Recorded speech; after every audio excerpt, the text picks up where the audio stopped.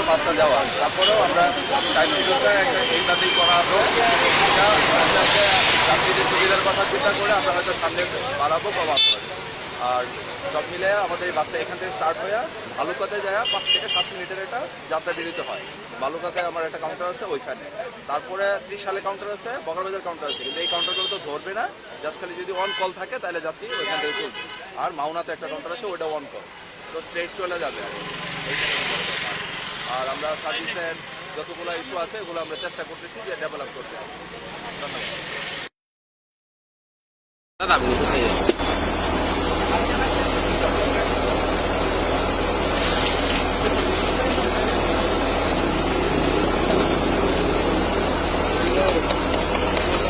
কত বছর আগে গাড়ি আল্লাহ জানে যে অবস্থা হয়েছে, জাস্ট তারপরে মনে হয় সমুদ্রে চালু হয়েছে স্যার। হ্যাঁ, তারপরে জি স্যার এসি দিয়ে যেতে পারবেন।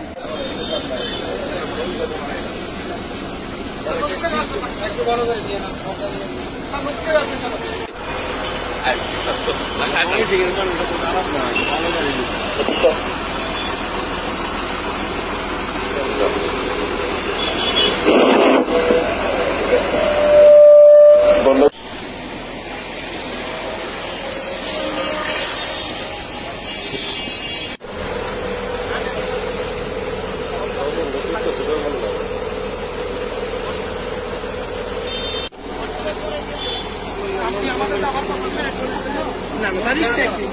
ছবি না একটু ভিডিও চাই।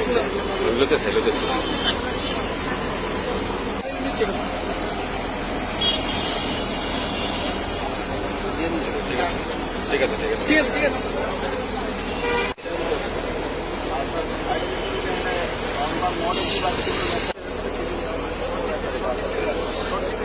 না মনে হয়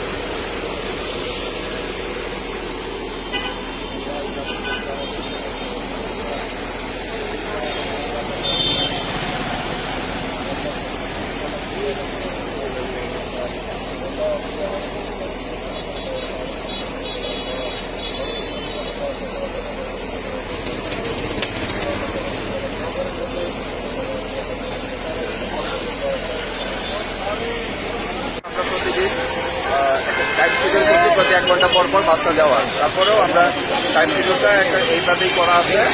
এটা আস্তে আস্তে যাত্রীদের সুবিধার কথা চিন্তা করে আমরা হয়তো সামনে বাড়াবো কমাবো। আর সব মিলে আমাদের এই বাসটা এখান থেকে স্টার্ট হয়ে ভালুকাতে যায় 5 থেকে 7 মিনিটের একটা যাত্রা বিরতি হয়। ভালুকাতে আমার একটা কাউন্টার আছে ওইখানে, তারপরে 30 সালে কাউন্টার আছে, বগরবাজার কাউন্টার আছে, কিন্তু এই কাউন্টারগুলো তো ধরবে না। জাস্ট খালি যদি অন কল থাকে তাহলে যাত্রী ওইখান থেকে চলছে। আর মাওনাতে একটা কাউন্টার আছে, ওইটা অন কল, তো স্ট্রেট চলে যাবে। আর আমরা সার্ভিসের যতগুলো ইস্যু আছে ওগুলো আমরা চেষ্টা করতেছি যে ডেভেলপ করতে। ধন্যবাদ।